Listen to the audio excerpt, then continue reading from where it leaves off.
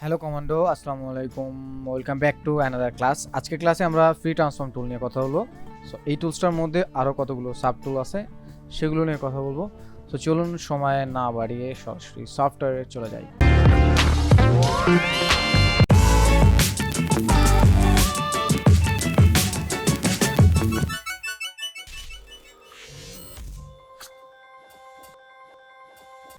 তো সফটওয়্যারে চলে আসছি আমরা এখন মূলত ট্রান্সফর্ম টুলসটাকে সিলেক্ট করব।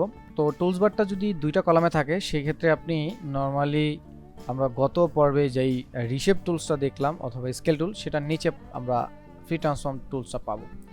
সো এই টুলসটার মধ্যে আমরা দুইটা গ্রুপ টুলস হিসাবে দুইটা টুলস পাবো, একটা হচ্ছে পাপেট ওয়ার্ক, একটা হচ্ছে ফ্রি ট্রান্সফর্ম।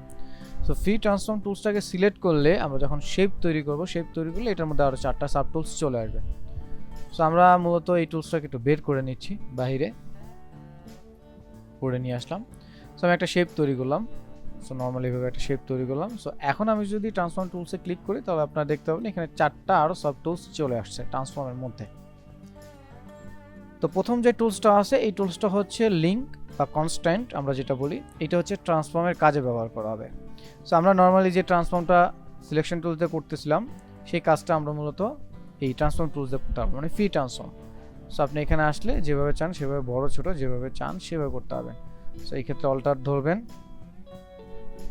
সো এই ক্ষেত্রে আপনি হচ্ছে শিফট ধরলে দেখবেন একটা পয়েন্ট ঠিক থাকতেছে। তো এখানে যদি কনস্ট্যান্ট চেনটাকে ক্লিক করে আপনি এই কাজটা করেন তো সেই ক্ষেত্রে আপনি দেখবেন একটা নির্দিষ্ট প্রপোর্শন মেনটেন করতেছে। সো আমি দেখেন আমি যেখানে যাচ্ছি সেখানে টেনে যদি আসার চেষ্টা করি সেই ক্ষেত্রে সেটা কিন্তু আমি করতে পারতেছি না। তো এখন কনস্ট্যান্ট বা হচ্ছে আমার রেশিও মেনটেন হচ্ছে। সো এটাকে যদি উঠিয়ে দিই দেন আমি কিন্তু আমার মতো করে যা ইচ্ছে তাই আমি সেভাবে করতে পারবো, তাই না? সো এটা হচ্ছে নর্মালি আমাদের ফ্রি ট্রান্সফর্ম এবং কনস্ট্যান্ট এই যে অপশনটা বা সাব টুলসটা যেটা আছে এইটার কাজ। সো এখানে খুব জটিল আসলে এই টুলসের কোনো কাজ নেই। সো আপনি আপনার মতো করে এটা বড় ছোট করে নেবেন। সো বাইরে আসলে এটা রোটেট করতে পারবেন আর ভিতর থেকে টান দিলে এটা বড় ছোট করতে পারবেন। সেক্ষেত্রে যদি আপনার ওই একাধিক শেপ হয়, যেমন এটাকে আমি ডুপ্লিকেট করে কয়েকটা নিয়ে নিচ্ছি। সো এটাও আপনি ওই একই কাজে ব্যবহার করতে পারবেন। সিলেক্ট অ্যান্ড দেন এখানে গিয়ে প্রপোর্শন ঠিক রেখে কাজটা করতে পারবেন,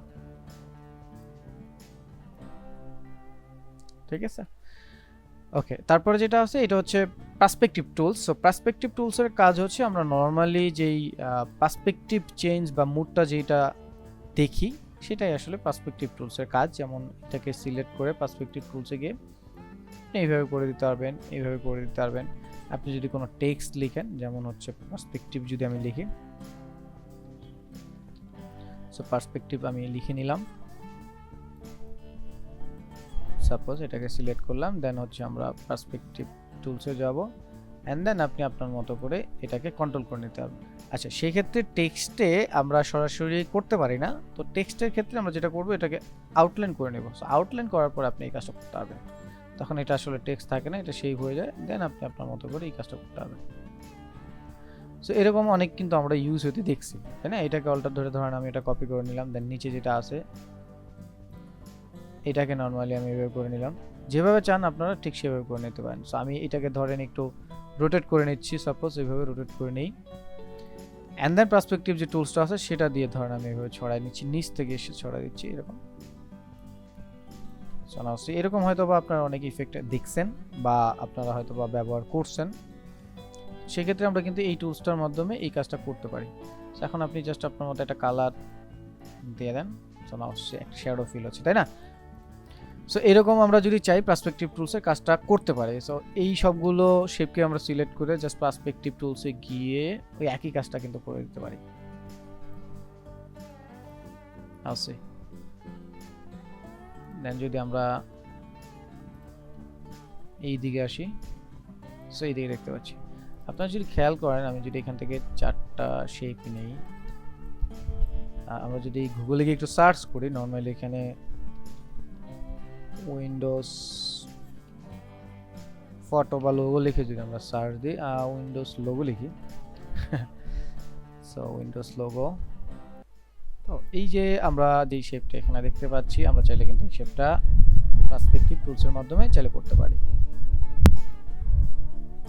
আমি এটাকে ডিলিট করে শিফট আর অল্টার ধরে একটা শেপ তৈরি করে নিচ্ছি, দেন এইটাকে জাস্ট একটা কালার দিয়ে অল্টার ধরে কপি করে নিচ্ছি, দুইটাকে সিলেক্ট করে অল্টার ধরে নিচে একটা কপি করে নিচ্ছি। সো এন্ড দেন এই দুইটাকে সিলেক্ট করে মানে চারটা শেপ যেটা আছে পার্সপেক্টিভ টুলসে যাই, পার্সপেক্টিভ টুলসে গিয়ে জাস্ট এই পয়েন্টটাকে একটু হেলিয়ে দিচ্ছি। সো খুব ইজি তাই না, আমরা খুব সহজেই হচ্ছে উইন্ডোজের লোগোটা বানিয়ে ফেলতে পারলাম তাই না, খুব ইজি ব্যাপারটা। আসলে এখন আমরা হয়তো বা ফিল করতেছি যে এইভাবে হয়তো তৈরি করা যায়, তো নর্মাল যখন তৈরি করছে তখন তো তার পিছনে একটা উদ্দেশ্য ছিল। সো আমরা চাইলে কিন্তু এই পার্সপেক্টিভ টুলসটা আসলে এইভাবে ব্যবহার করতে পারে।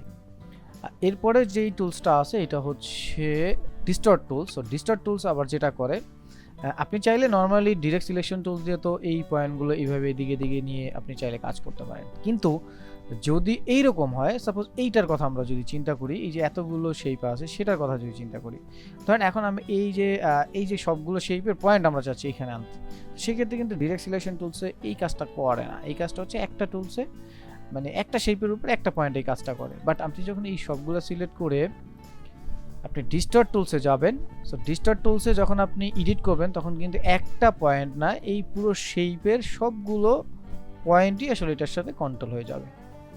সো এই যে আমার ডিস্টর্ট টুলস, এইটার কিন্তু মজাটা আসলে এখানে। সেরকম অসংখ্য কাজ আছে যেগুলো আপনারা এই ডিস্টর্ট পার্সপেক্টিভ এই টুলসগুলো দিয়ে করতে পারবেন। আপনারা জাস্ট রিলেট করতে হয়তো বা রিলেট করতে পারতেছেন যে আমাদের এইরকম ডিজাইনগুলো আমরা আসলে অনেক ক্ষেত্রেই আমরা ব্যবহার হতে দেখছি।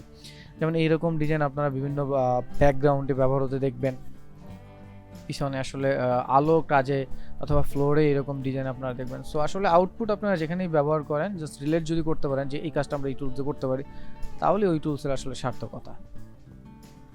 সো তাহলে আমাদের এই যে ট্রান্সফর্মের মধ্যে যে তিনটা টুলস আছে, আশা করি এই তিনটা টুলসের কাজ আপনারা বুঝে গেছেন। হয়তো আপনারা সেক্টর ওয়াইজ ব্যবহার করলে এর আউটপুটটা চমৎকারভাবে আপনারা পাবেন। সো ফিউচার কমান্ডো আজকে এই পর্যন্ত শিখি। যারা শেষ পর্যন্ত ছিলেন তাদের কমান্ডো স্যালুট। দেখা হচ্ছে পরবর্তী ক্লাসে, ততক্ষণ পর্যন্ত ভালো থাকুন, সুস্থ থাকুন আর বেশি বেশি প্র্যাকটিস করুন। And don't forget to subscribe olposhikhi.com।